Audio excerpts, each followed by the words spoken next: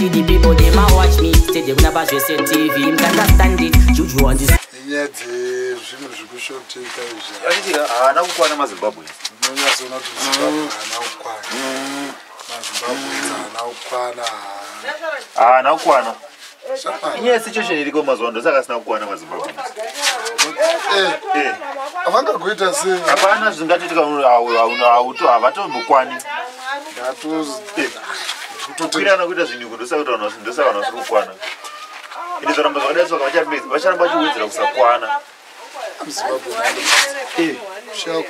Havasi kukwana maZimbabwe. Chinoedzera chibage ichi. Nenyedza kuchachimba. Handindozvikuita kuti maZimbabwe. Aiwa hambofa vakatombokwana. Chibage chacho uchidawo futi here. Ndichamudeka kai. Tukwane here. Hatikwane chibage ichi. I'm winning you now. Avazochidawo futi here.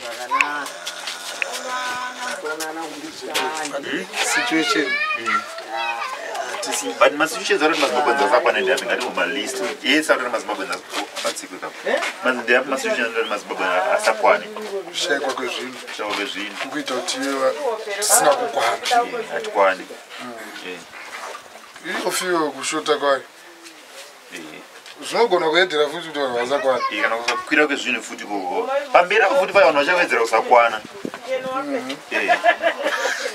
Aiwa vachawedzera kusakwana. Kati kusakwana chichiro rasakwana. Handiti vamwe vakaenda kuSouth here. Vamwe kuSouth. Nigeria chaiko. Vamwe ndokuenda na UK. London meyakazara. Tasara tatovashoma. Hatisina kukwana. Tatovashoma hakusakwana. Ndosaka tisiti vasiri kukwana maZimbabwe. Hatikwani.